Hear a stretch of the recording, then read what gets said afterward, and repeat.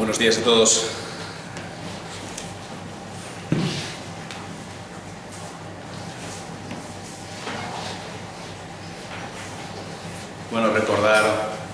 Recordar no, porque no os lo dije antes, transmitiros más bien también los saludos de nuestra iglesia a vosotros, como Iglesia de Cristo también, como hermanos en Cristo, y para nosotros es un gozo el poder estar aquí. No es que hayamos aceptado una invitación a predicar la palabra aquí, el Señor nos ha llamado a servir, y donde nos da oportunidad, para nosotros es un privilegio el hecho de poder estar aquí. Entonces, la verdad, nos sentimos muy bien acogidos, hemos disfrutado estos días, de verdad, de una forma increíble. Vuestra hospitalidad es, de verdad, una cosa que es increíble y que disfrutamos mucho. Los niños lo han pasado genial y nosotros también pues, hemos podido disfrutar también de la comunión. A mí me gusta mucho hablar con la gente, y entonces ayer dije, bueno, me pasé un poco con el sermón, con el tiempo del sermón, y me dice, lo que te pasaste saludando, que echaste un montón de rato. Bueno, me gusta hablar con la gente, honestamente, y disfruto mucho poder hablar con otros creyentes de otros sitios que no conozco, y bueno, pues en un sentido hay algo, en el único sentido, que nos hermana, que es la unión que tenemos en Cristo. Estamos en Cristo, y el hecho de estar en Cristo precisamente nos hace un cuerpo. Y esto se nota, porque cuando estás con otras personas que tienen tu mismo propósito y tu mismo afán, que es el de glorificar a Cristo, pues estas cosas se notan, porque hay una comunión fraternal que existe ahí, aun cuando no has visto nunca antes a las personas que tienes enfrente. Esto es una realidad, y esto es una realidad que se disfruta. Ahora, hemos estado viendo estos días algunas cosas acerca de una iglesia que glorifica a Cristo. De hecho, el título de estos estudios es esto, una iglesia bíblica que glorifica a Cristo. Siempre el énfasis central de la iglesia tiene que ser la gloria de Cristo. Y hemos estado viendo en primer lugar el propósito de la iglesia de Cristo. Hemos estado viendo también el mensaje de la iglesia de Cristo, siempre con esta idea fundamental, la de glorificar a Cristo. Pero ayer hemos tenido un evento aquí en esta iglesia que es de tremenda importancia para la iglesia, y es el nombramiento de una nueva persona o un nuevo hermano que está dirigiendo la iglesia, liderando la iglesia. Y lo que vamos a ver esta mañana es precisamente el liderazgo de una iglesia que glorifica a Cristo. Es tremendo porque 20 siglos de historia y el liderazgo de la iglesia sigue siendo mal entendido. Mal entendido. Cuando realmente el Señor ha sido muy claro en su exposición de lo que es el liderazgo de la iglesia. Muy claro. Y si nosotros queremos glorificar a Cristo con nuestra iglesia o en nuestra iglesia o como iglesia, como queramos decirlo, tenemos que ver la importancia de un liderazgo que glorifica a Cristo, de un liderazgo que imita a Cristo en su liderazgo, pues que Él fue el ejemplo vivo de un líder. Él fue el ejemplo de un líder. Y el liderazgo de la iglesia no es otra cosa más que una réplica del liderazgo de Cristo.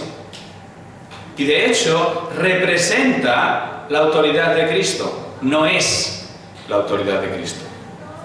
Representa la autoridad de Cristo. Y en tanto que representa la autoridad de Cristo, la iglesia es llamada a someterse a ese liderazgo, en tanto que representa la autoridad de Cristo. Hemos estado viendo en la carta de Primera de Timoteo el propósito, el mensaje, pero es que esta carta de Primera de Timoteo precisamente está escrita en un contexto en el que una iglesia muy bien formada, levantada por el mismo apóstol Pablo, teológicamente bien fundamentada, se había desviado no porque tuvieran mala doctrina, sino porque tenían un mal liderazgo. Un mal liderazgo. Un liderazgo que se apartó de la sana doctrina. Cuando hablamos de sana doctrina no estamos hablando de un concepto como muy en el aire. No. La sana doctrina básicamente es la palabra de Dios.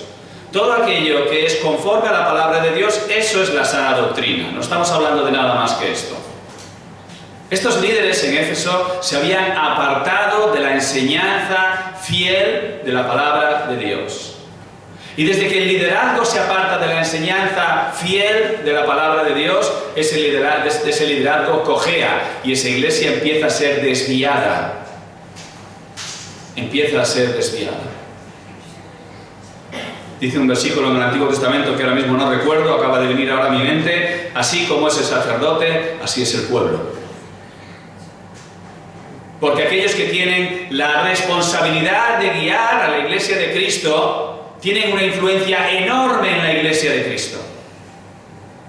Tanto que son capaces de guiar a la iglesia de Cristo hacia la gloria de Cristo, o son capaces de desviar a la iglesia de Cristo de la gloria de Cristo. Es un tremendo poder y una tremenda responsabilidad. Ahora, como os digo, este ministerio ha sido muy mal entendido y por una razón muy sencilla que se puede ver en Marcos capítulo 10. No es el texto que vamos a ver esta mañana, vamos a seguir en 1 de Timoteo, pero me gustaría ir aquí primero. Marcos capítulo 10, versículo 42 al versículo 45. Este es un texto que tiene que estar grabado en la cabeza de cualquier líder de una iglesia bíblica. Esto tiene que estar grabado. Dice: y llamándolos junto a sí, verso 42, Juan 10, 42, y llamándolos junto a sí, Jesús les dijo: sabéis que los que son reconocidos como gobernantes de los gentiles se enseñorean de ellos, y que los grandes ejercen autoridad sobre ellos. Pero entre vosotros no es así, sino que cualquiera de vosotros que desee llegar a ser grande será vuestro servidor. Y cualquiera de vosotros que desee ser el primero será siervo de todos. Porque ni aun el Hijo del Hombre vino para ser servido, sino para servir y para dar su vida en rescate por muchos. El rol del liderazgo en la iglesia ha sido malentendido a lo largo de los siglos porque se han ido a los extremos en este texto. O bien han desobedecido este texto completamente, llegando a imitar no el ejemplo de Cristo, sino el ejemplo del mundo, los gobernantes del mundo. Si nosotros cogemos el ejemplo de los gobernantes del mundo, el liderazgo en la iglesia va a ser un liderazgo autoritario, un liderazgo que intenta imponer. Pero el liderazgo en la iglesia no impone su propio criterio. Guía a la iglesia hacia la palabra de Dios, por la palabra de Dios y hacia la gloria de Cristo.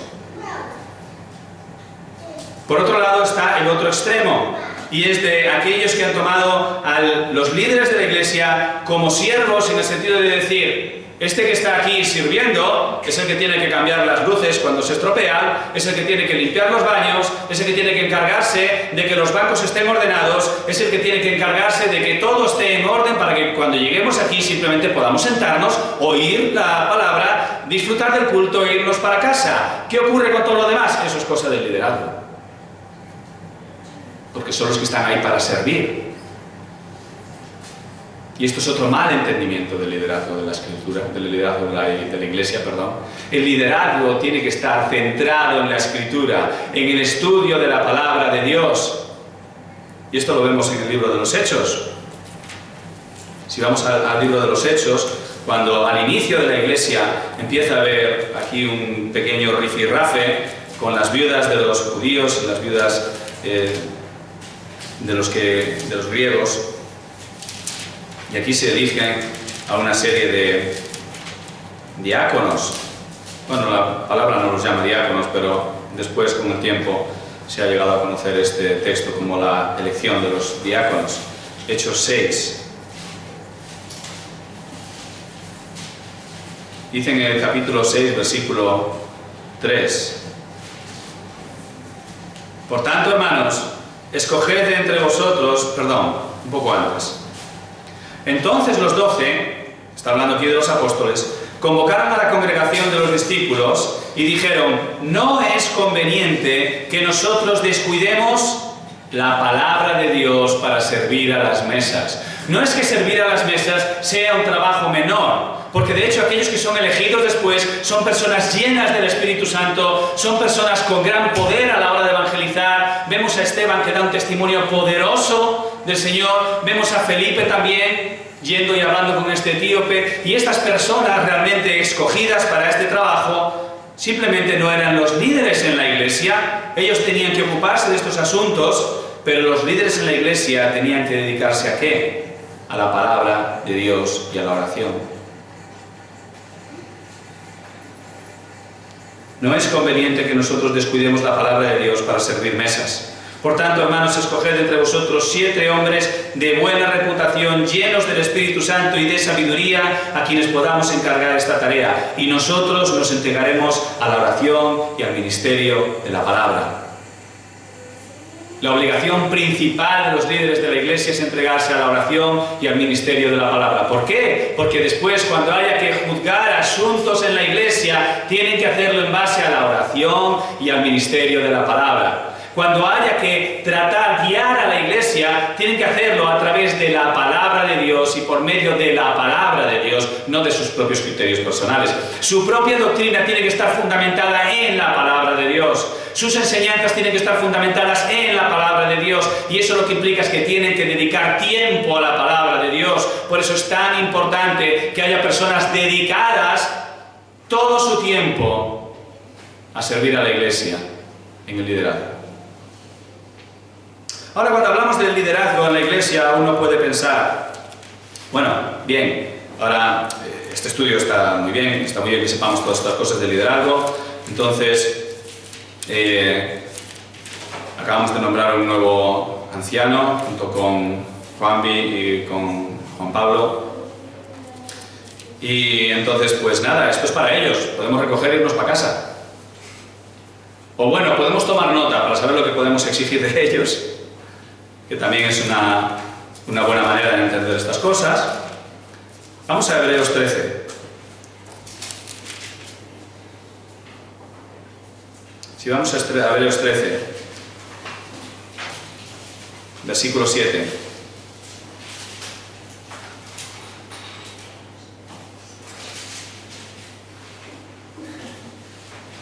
Fijaos lo que dice aquí. Acordaos de vuestros guías que os hablaron la palabra de Dios, y considerando el resultado de su conducta, imitad su fe. Toda aquella enseñanza que es aplicable a los líderes de la iglesia rebota a la iglesia, debe ser reflejada a la iglesia. ¿Por qué? Porque la conducta que se demanda de los ancianos debe ser imitada por la iglesia. Debe ser imitada por la iglesia. Cuando hablamos en 1 Timoteo capítulo 3 de los requisitos para elegir ancianos, líderes en la iglesia, por cierto, requisitos puestos porque los anteriores ancianos habían caído en algunas de estas cosas, si no, no había necesidad de elegir nuevos ancianos. Cuando se eligen cuando se dan estos criterios, básicamente estos son criterios para que estos ancianos sean ejemplos para la iglesia. Ejemplos para la iglesia. Y observando entonces su conducta, imitar su fe. Por lo cual, todo lo que vamos a mencionar esta mañana acerca de la conducta de un hombre de Dios, de uno llamado para el servicio de Dios en el liderazgo de la iglesia, es para todos nosotros. Porque imitando su conducta, o siguiendo su conducta, debemos imitar su fe. Así que, hermanos, por favor, pongamos atención a lo que vamos a ver esta mañana acerca de los ancianos, del liderazgo de la iglesia. 1 Timoteo capítulo 6. 1 de Timoteo capítulo 6. Vamos a ver aquí que realmente esta carta, que ya empieza con cierto sentido de urgencia, porque la situación es compleja en la iglesia de Éfeso, este sentido de urgencia va avanzando y va avanzando y avanzando, y parece que hacia el final de la carta este sentido de urgencia casi es desesperado. Casi es desesperado. Y si te vas a la segunda carta de Timoteo, bueno, ahí la desesperación es máxima. Pablo está queriendo animar a Timoteo, la situación es complicada, es difícil. Timoteo, no puedes flaquear. Timoteo, tienes que asumir el sufrimiento. Timoteo, acuérdate cómo sufrimos en el pasado. Plantéate que esto es lo que venía. Esto es lo que venía. Ya sabías esto. Aférrate a esto. No deseches los sufrimientos por Cristo, más bien todo lo contrario. Sabes que esto es una evidencia de tu relación con Cristo. Entonces, en esta primera carta vemos cómo este sentido de urgencia va creciendo y va creciendo. Pero cuando llegamos a 1 Timoteo capítulo 6 y versículo 11, ya terminando la carta, después de haber hablado de los falsos maestros que habían torcido la doctrina y habían desviado a la iglesia de la verdadera doctrina, ahora Pablo le dice a Timoteo cómo debe de ser él, como líder de la iglesia. Y dice en el 1 Timoteo capítulo 6, versículos 11 al 16, pero tú, oh hombre de Dios, huye de estas cosas y sigue la justicia, la piedad, la fe, el amor, la perseverancia y la amabilidad. Pelea la buena batalla de la fe, echa mano de la vida eterna a la cual fuiste llamado y de la que hiciste buena profesión en presencia de muchos testigos. Te mando delante de Dios que da vida a todas las cosas y de Cristo Jesús que dio testimonio de la buena profesión delante de Poncio Pilato, que guardes el mandamiento sin mancha ni reproche hasta la manifestación de nuestro Señor Jesucristo, la cual manifestará a su debido tiempo el bienaventurado y único soberano, el Rey de Reyes y Señor de Señores, el único que tiene inmortalidad y habita en luz inaccesible, a quien ningún hombre ha visto ni puede ver. A Él sea la honra y el dominio eterno. Amén. Señor, bendice tu palabra en esta mañana. Bendícela, Señor, para que tu palabra cale en nuestros corazones. Tu palabra, Señor, que es esa espada que penetra, Señor, hasta el fondo, que nos desnuda delante de ti, que nos confronta, Señor. Que tu palabra, Señor, haga su labor en esta mañana por medio de la obra de tu Espíritu, Señor.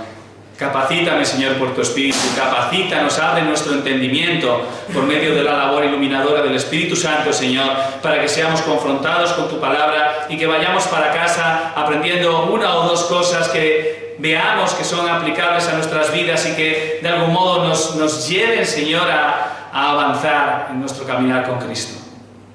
En el nombre de Cristo Jesús te lo rogamos y te damos gracias. Amén. Amén.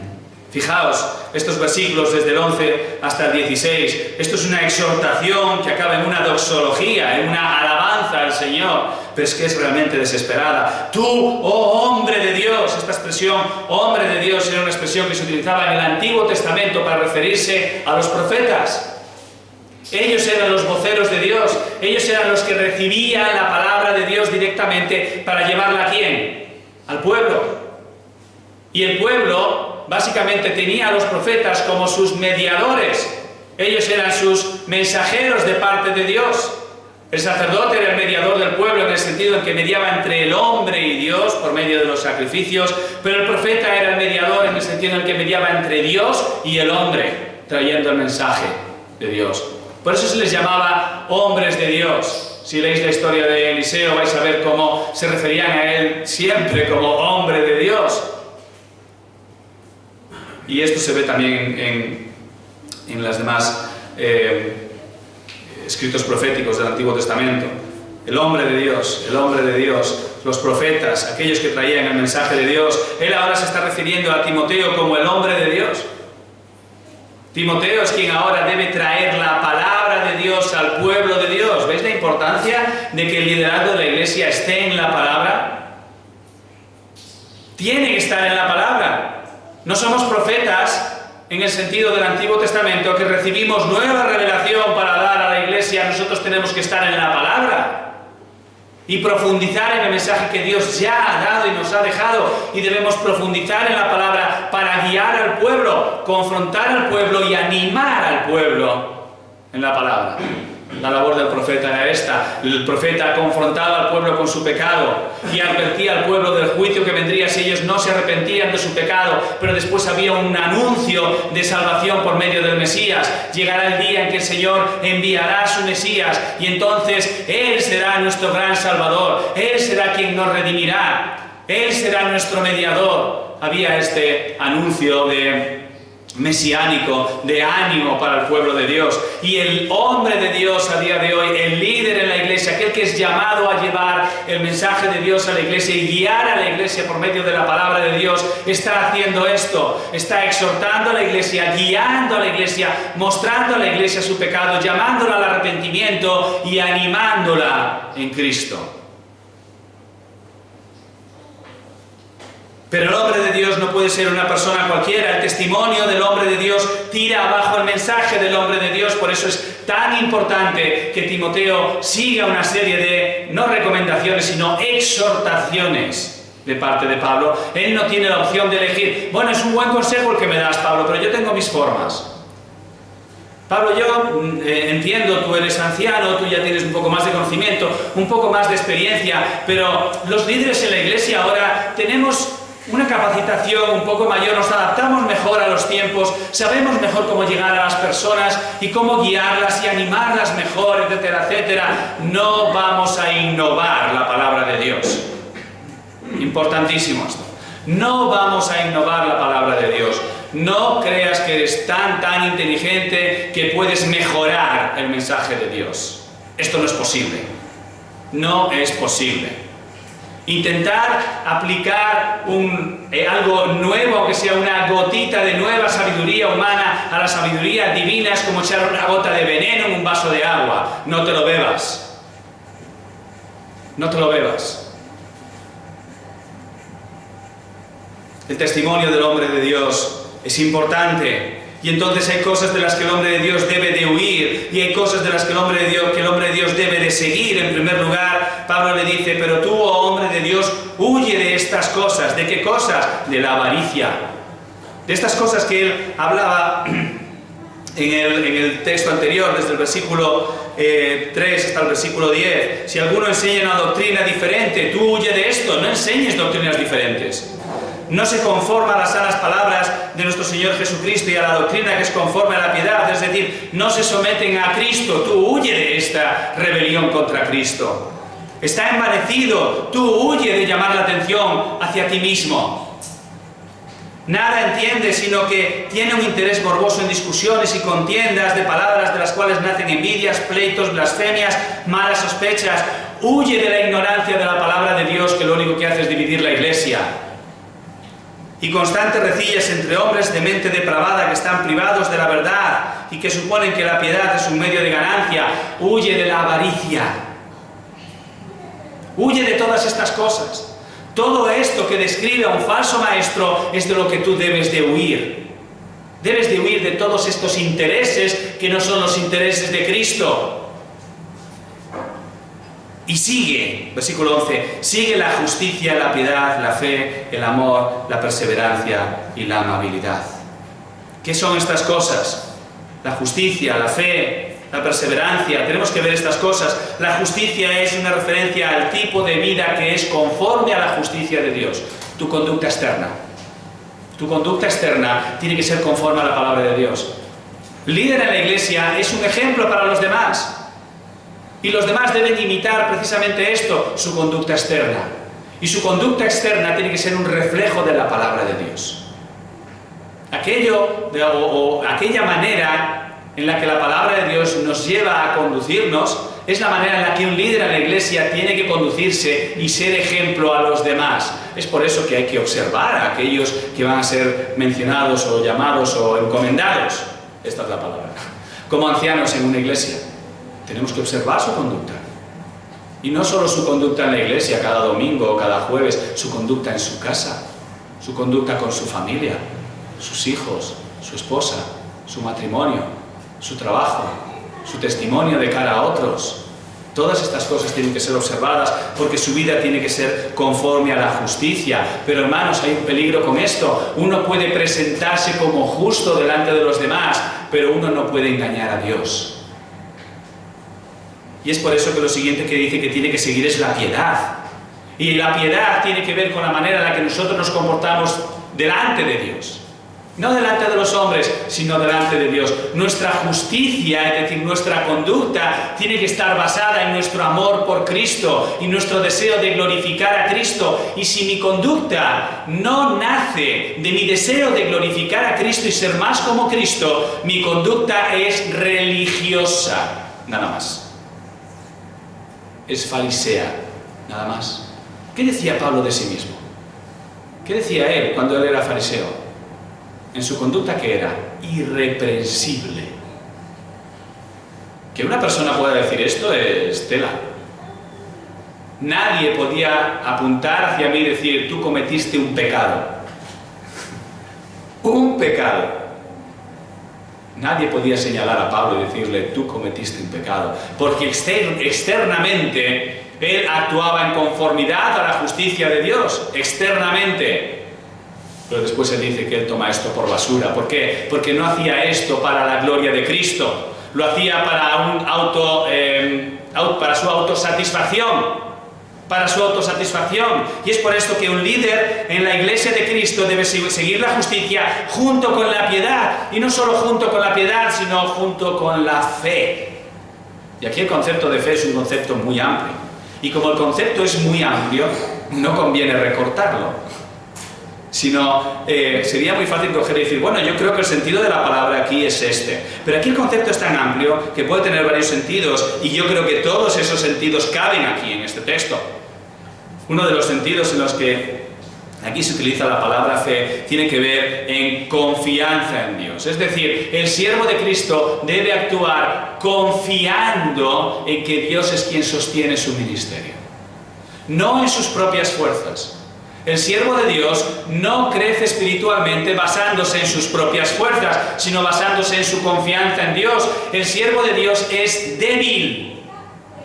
Es débil. Lo leía nuestro hermano esta mañana en 1 Corintios, ¿verdad? Presentándome delante de vosotros con debilidad, con temor y con temblor. El siervo de Cristo es débil, pero su mensaje es fuerte, porque es el mensaje de Cristo.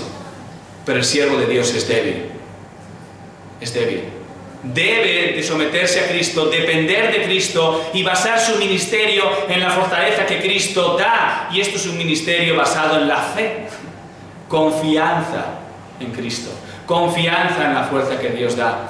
Confianza en su sostenimiento. Pero aparte, esta palabra tiene también el sentido de fidelidad.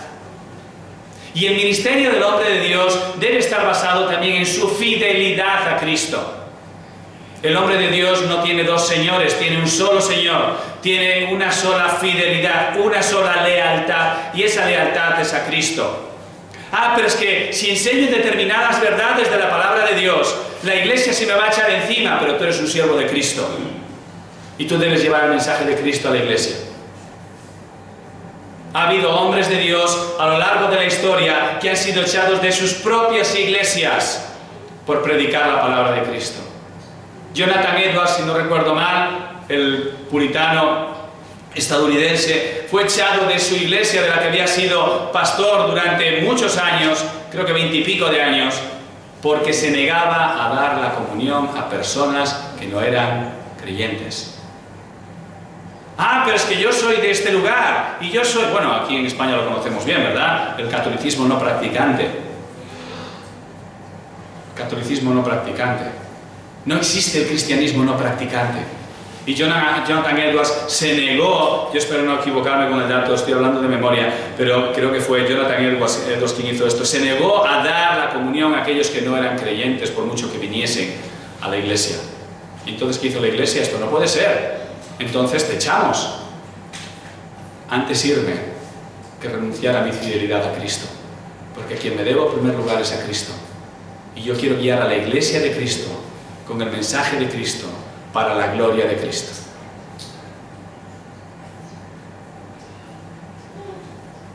Sigue la justicia, sigue la piedad, sigue la fe, sigue el amor. El amor en el sentido más amplio de la palabra también. Define la relación del siervo de Dios con los demás. En contraste con los falsos maestros, quienes se servían a sí mismos, el siervo de Dios pone a los demás como más importantes que él mismo. Filipenses 2, este texto al que ya hemos ido y que realmente es un texto de referencia para nosotros como creyentes. Nada hagáis, Filipenses 2:3, nada hagáis por egoísmo o por vanagloria, sino que con actitud humilde cada uno de vosotros considere a otro como más importante que a sí mismo, no buscando cada uno sus propios intereses, sino más bien los intereses de los demás. ¿Verdad?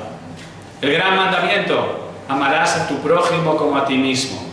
¿Qué quiere decir esto? Que me tengo que amar a mí mismo de tal modo que ya que ahora me sé amar a mí mismo, ahora esa es la medida con la que debo amar a otros. No, tú ya te amas a ti mismo. Es que eso es algo natural con lo que ya naces.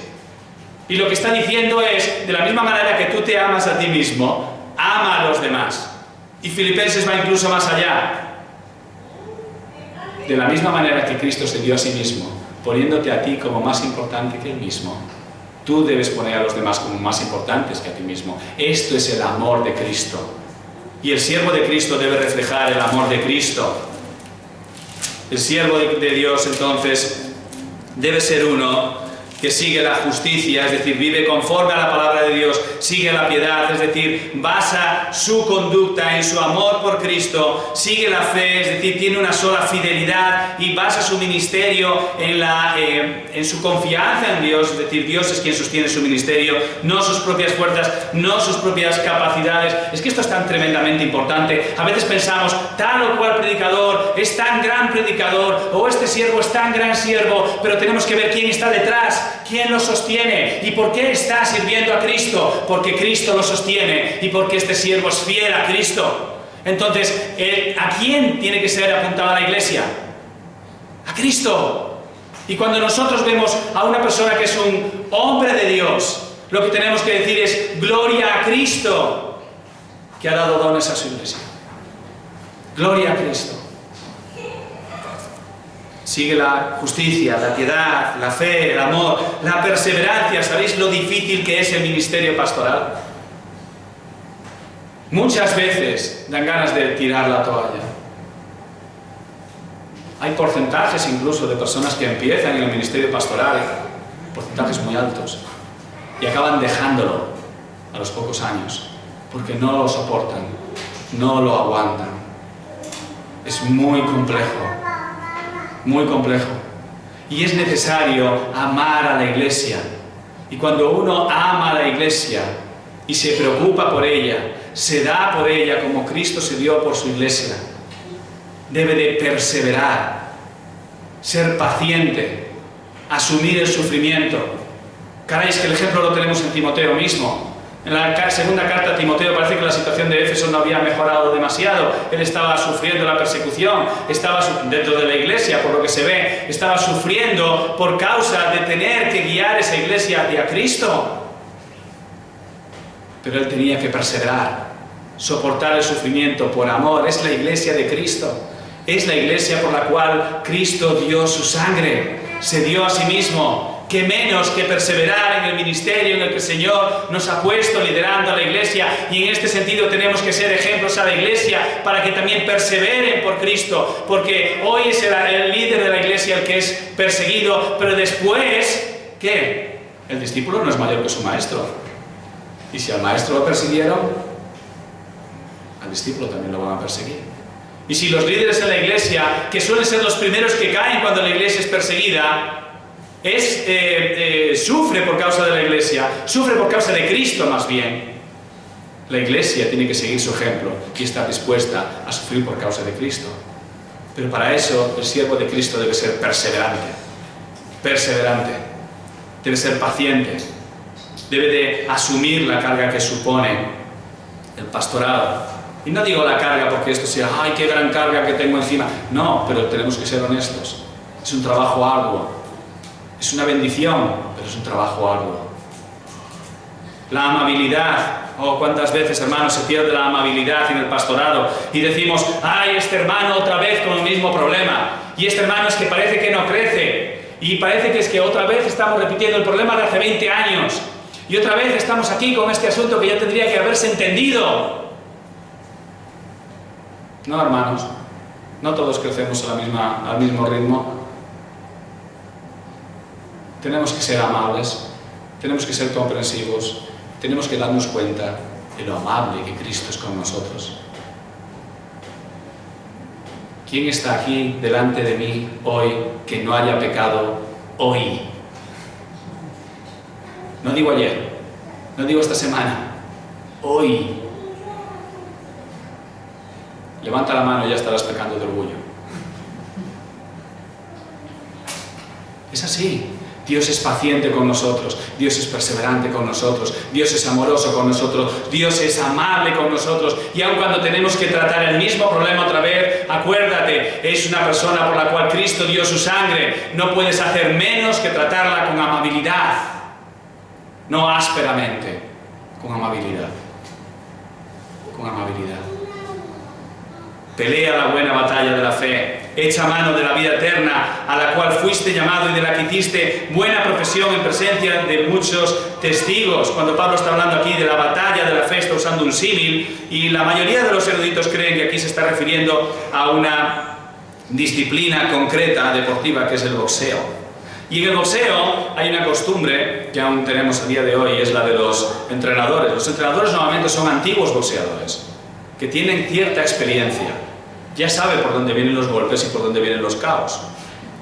Y el boxeador, en un sentido, está enseñando al que está boxeando de qué manera tiene que moverse y de qué manera tiene que actuar. Pablo aquí está haciendo esto, está haciendo de entrenador y le está diciendo: Timoteo, te van a empezar a llevar los golpes, pero tú tienes que saber cómo encajarlos, tienes que saber cómo recibirlos y tienes que saber cómo devolverlos. Ahora, si aquí hay una buena batalla, ¿quién es el enemigo? Esto es importante. El enemigo del líder en la iglesia no es la iglesia. No es la iglesia. El enemigo del siervo de Cristo es quien se opone a Cristo y trata de destruir su iglesia. Y quien se opone a Cristo y trata de destruir su iglesia no es otro que Satanás, ¿verdad? Pero Satanás tiene a sus marionetas en medio de la iglesia. Entonces, el siervo de Cristo tiene que estar dispuesto a confrontar el pecado en medio de la iglesia. Porque es posible que en medio de las ovejas haya cabras. Y esto dificulta el trabajo, por supuesto que sí, pero una vez más, en esto el siervo de Dios tiene que ser también un ejemplo para la iglesia, en el sentido de que la iglesia misma no puede ser transigente con el pecado. Todos tenemos nuestra batalla en nuestra carrera, ¿verdad? Y tenemos nuestra lucha con el pecado, pero aun cuando nosotros observamos pecado, y no digo cosas que ocurren aquí y allá, todos pecamos evidentemente y estamos en esta lucha, pero cuando nosotros vemos un pecado que se está enquistando en la vida de un hermano y nosotros lo observamos, la iglesia tiene que confrontar este pecado. En Mateo 18 tenemos todo este proceso. No es un proceso que empieza con los ancianos necesariamente, empieza con la propia iglesia, hasta que finalmente los ancianos tienen que ser involucrados si el problema no se arregla de primeras. Pero el líder en la iglesia, el siervo de Cristo, tiene que pelear la buena batalla, tiene que echar mano de la vida eterna. Esta es la manera en la que pelea la buena batalla de la fe. Y cuando hablamos de echar mano de la vida eterna, no estamos hablando de algo futuro, sino de una realidad presente. Muchas personas piensan: estoy esperando que Cristo venga y pasemos a vivir una eternidad con Él. Si has salvado por Cristo, ya estás en esa eternidad.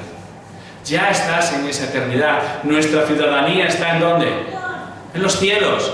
Tu ciudadanía no está en Linares. Tu ciudadanía no está en España. Tu ciudadanía está en los cielos. Somos extranjeros y peregrinos. Ahora, esto es algo de lo que podemos echar mano. El tiempo no es nuestro límite, ya no es nuestro límite. Llegará un momento en el que dejemos este cuerpo y pasemos a la presencia de Dios, por supuesto que sí, pero ya estamos en la eternidad y tenemos que aferrarnos de esto. Tenemos que aferrarnos de las verdades espirituales de las cuales somos beneficiarios. Hemos sido bendecidos con toda bendición espiritual en Cristo. Efesios 1. Leed este capítulo, es de gran ánimo para los creyentes. Hemos sido bendecidos con toda bendición espiritual. Realmente todos los 3 primeros capítulos de Efesios son un ánimo para el creyente. Nosotros debemos echar mano de esta realidad. Ya estamos en la vida eterna y esto nos va a ayudar a luchar, a pelear esta buena batalla, a de algún modo sobrepasar esos obstáculos que vamos a encontrar en nuestra carrera y el siervo de Dios en su ministerio. Somos llamados a vivir como lo que somos, ciudadanos del reino de Dios. Así en Romanos 12, versículos 1 y 2 nos dice que debemos ser transformados mediante la renovación de nuestra mente. Ya no podemos pensar como las personas aquí en el mundo, tenemos que ser renovados. En Colosenses 3, 1 al 4 nos exhorta a poner nuestra vista ¿dónde? Arriba, en las cosas de arriba.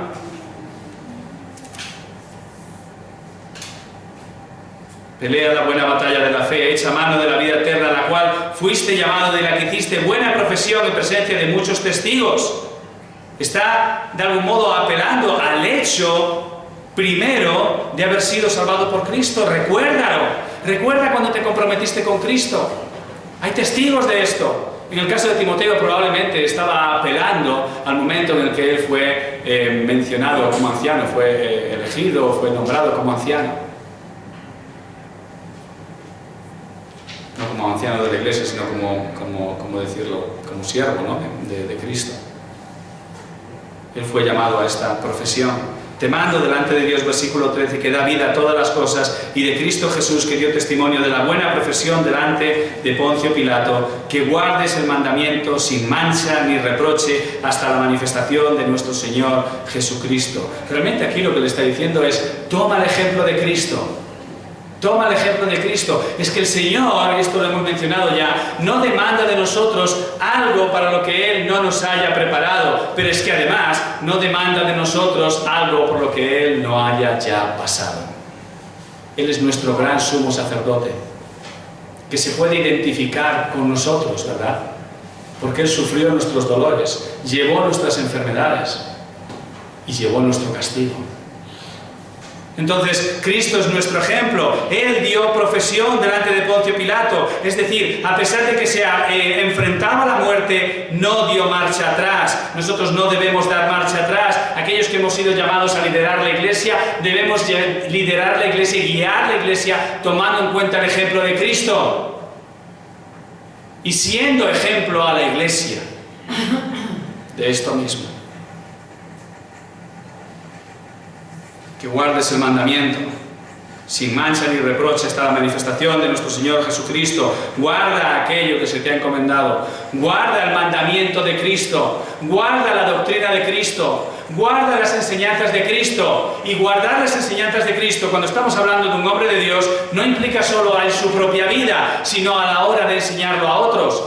Porque si yo vivo en conformidad a la palabra de Dios, tengo que enseñar a otros a vivir en conformidad a la palabra de Dios. Entonces, como veis, una vez más aquí está involucrada la vida de la persona y el mensaje de la persona. La vida de la persona, el mensaje de la persona. Pablo acaba este texto con una doxología que no podemos desgranar ahora mismo porque nos llevaría al menos otro sermón más, pero que es grandiosa. Que guardes el mandamiento sin mancha ni reproche hasta la manifestación de nuestro Señor Jesucristo. Está hablando de la segunda venida de Cristo y fijaos, dice, la cual manifestará a su debido tiempo el bienaventurado y único soberano, Rey de reyes, Señor de señores, el único que tiene inmortalidad y habita en luz inaccesible, a quien ningún hombre ha visto ni puede ver, a Él sea la honra y el dominio eterno. Amén. Este es a quien servimos, este es hacia donde vamos. Este es hacia quien debe ser guiada la iglesia. Él es el fundamento de la iglesia, pero también es el objetivo de la iglesia. Tú, oh hombre de Dios, huye de estas cosas y sigue estas cosas. Hermanos, esto no es un mandamiento solo para los ancianos en la iglesia. Ellos son un ejemplo y nosotros debemos imitar su fe.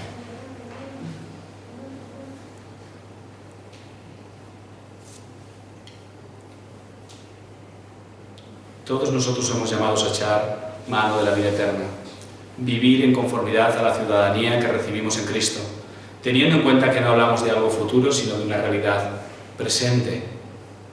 Todos nosotros somos llamados a guardar el mandamiento que recibimos de Cristo, cada uno el que ha recibido de Cristo ministerialmente. Todos hemos recibido el llamamiento de llevar el testimonio de Cristo a las naciones. Todos somos llamados a proclamar a Cristo, a dar testimonio de la buena profesión del Evangelio de Cristo. Esta es nuestra gran batalla de la fe, a la que todos somos llamados a pelear. La Iglesia tendría que ser un lugar en el que se planifica la conquista del mundo. La Iglesia debiera ser el lugar donde nosotros glorificamos a Cristo, pero nos preparamos para cumplir la comisión de Cristo, de manera que el mundo entero glorifique a Cristo. Y todos lo harán. Todos lo harán. Llegará un momento en el que toda rodilla se doblará. Toda rodilla se doblará. Algunos voluntaria y gozosamente, otros a regañadientes. Algunos vivirán eternamente con Cristo, otros serán condenados eternamente. Pero antes de esto, toda rodilla se doblará.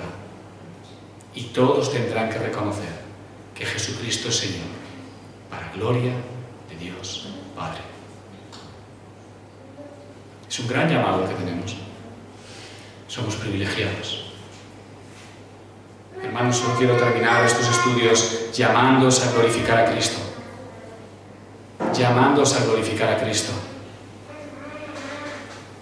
Y ojalá estos estudios sirvan para que de algún modo podamos renovar ese sentido de centralidad que debe tener la persona de Cristo en nuestras vidas y en nuestra Iglesia.